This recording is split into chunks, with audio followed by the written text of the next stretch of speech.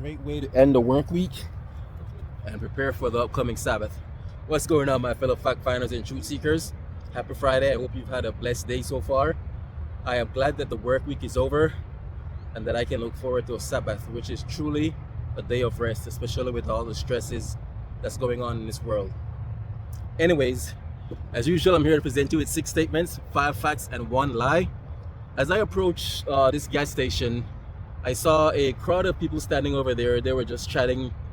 And then I saw a pack of dogs down in the play area. Then a couple minutes later, I saw a flock of birds flying overhead. And then it dawned on me, why does every animal have a different description for plurality? So that's going to be my topic for today. As usual, I'm going to give you 6 statements, 5 facts, and 1 lie, all based around the plurality of animals. So without further ado, let's get into it.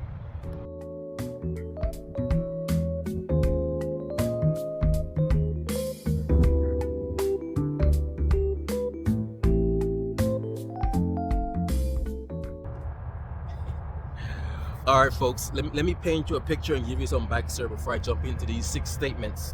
So based on my extensive research, this is what I have for you. So each species has their own collective noun. It's called the terms of venery. I hope I said that right. Or another word would be a nouns of assembly.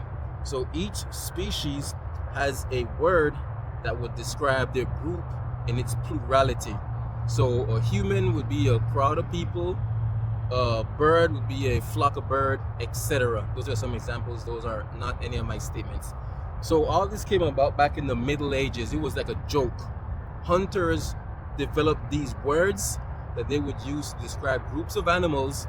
That way, when they were talking in public, they would seem knowledgeable, and they would also be able to identify other hunters that were not professionals because they would not be using the right terms of plurality or the right terms of venery. So that's the backstory. So now let's jump into these 6 statements. Here we go. So a single owl is of course called an owl, but a group of owls is called a parliament. One eagle is called an eagle. However, a group of eagles is called a convocation of eagles. If a collective of kangaroos are hanging out together, they're called a mob of kangaroos. Alright, so check this one out. Hey, check this out, folks. I think Beaver Nation has the right idea. Check this out.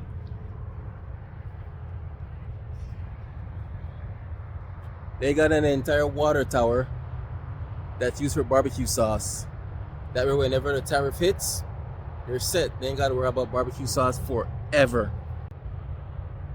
Now that is some genius thinking right there. As I was saying, you know, come to think of it, I've never seen a single flamingo. A group of flamingos is called a flamboyance.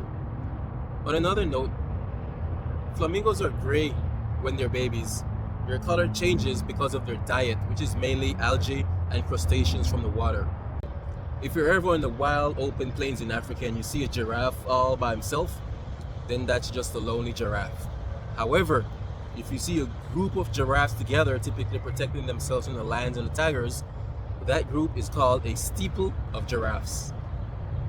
Okay, so a single goose is called, well, a goose. However, if that goose shows up to a party with a bunch of his buddies, then they're called a gaggle of geese. Alright, folks. And there you have it. I've provided you with 6 statements, 5 facts, and 1 lie, all based on the plurality of different species. As usual, let's go on this adventure together to identify what that 1 lie is based on the 6 statements that I provided you. If nothing else, I provided you with 5 truths that you probably never knew about before. So, as usual, I really appreciate your time. Thank you for joining me on this adventure, and I pray that you have a blessed Friday and a wonderful weekend. As usual, stay frosty, stay curious, and ask questions respectfully. Until next time, I'm out.